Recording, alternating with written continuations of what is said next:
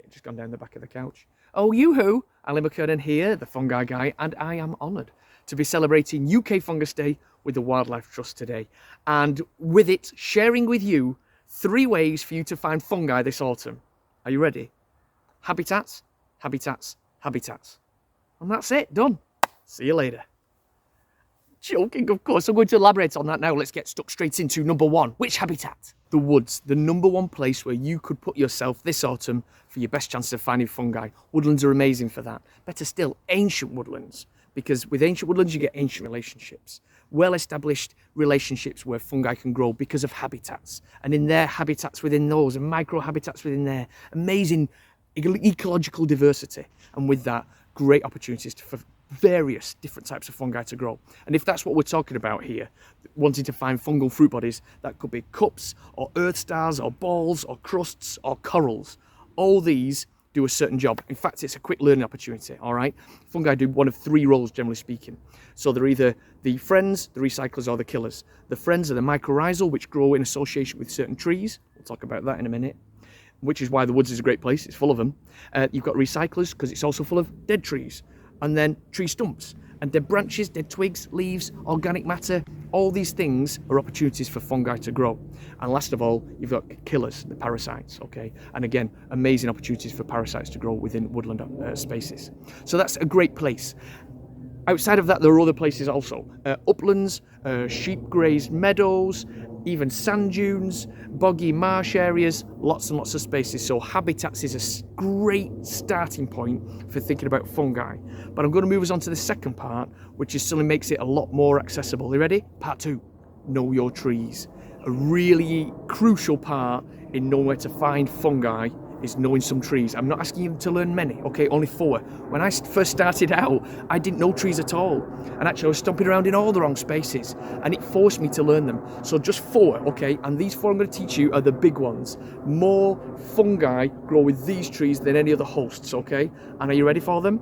It's birch, beech, pine and oak. Birch, beech, pine and oak. Everybody now. Birch, beech, pine and oak. I said birch, beech, pine and oak. Those trees are hosts to lots and lots of mycorrhizal fungi. They grow in association, symbiotic relationship, mutually beneficial one, okay? And knowing those trees, oh, whatever, just go out and learn them, yeah? And get a book, look on the internet, find a friend who can show you, go out, search out those trees, check out the bark, check out the leaves, check out the stature of that tree. Because in time then, as you get to know it, you can pick it out on the horizon and think, oh, I'm going over there because I know there might be a fruiting body, a mushroom growing directly with that tree. And then things get very exciting, which takes us perfectly, because knowing your trees, it kind of bridges that gap perfectly into number 3. The third way to find fungi this autumn is to put your fungi radar on. I'm talking about turning it up, right up, 8, 9, 10 even, I dare you. And I don't mean just waiting for that walk at the weekend or taking the dog for a walk at nights and then thinking, I mean, the minute you walk out your house and shut that door, think fungi. Because I'm a massive advocate for just how accessible fungi can be, urban fungi. Wherever you are in the country, you will find fungi. So ancient woodlands is beautiful and all these other spaces I've mentioned, but actually they're dead accessible because if the habitat's there, they will be there. So for instance, I find fungi on subway embankments, I've found St George's mushrooms on leisure centre car parks, field agaric mushrooms on Tesco car park, hedgerows, roundabouts, they are all around us if you've got your peepers peeled. Peel them, peel the peepers, people, because once you've got that radar on, fungi start coming to you and it can be just that little highlight, those little victories in your day where you go, hey, look at that. And of course, that's where the trees come in. If you've got your eye on little birch, on the way to the garden centre, you just spot a little bit of birch trees, you know, pull over, careful, you know, mirror signal manoeuvre, over you go. Fancy that? Brown birch bolete growing under the birch tree. You got to be in it to win it. And there it is, knowing those trees, you spot them, you think, I'll just have a look over there. And suddenly fungi can be all around you. It is a great, great thing. Fungi, you know what, turn up to 11. Watch what happens. What's this? A bonus tip? A 4th one? I've got to mention this. Graveyards, cemeteries. Okay, again, wherever you are in the country, there's a likelihood that you'll be near some kind of graveyard or cemetery.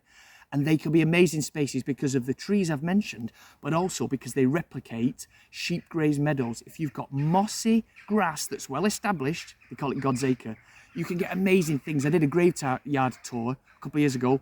Wax caps, beautiful pink wax caps. I've found rare boletes growing under quaking aspen, parasitic earth balls. So graveyards can be an amazing space. That was a free tip, you're welcome. And that's it. 4 tips for finding fungi this autumn. I hope that it helps. I hope that it makes your fungal forays more fruitful. All the best, happy hunting, bye!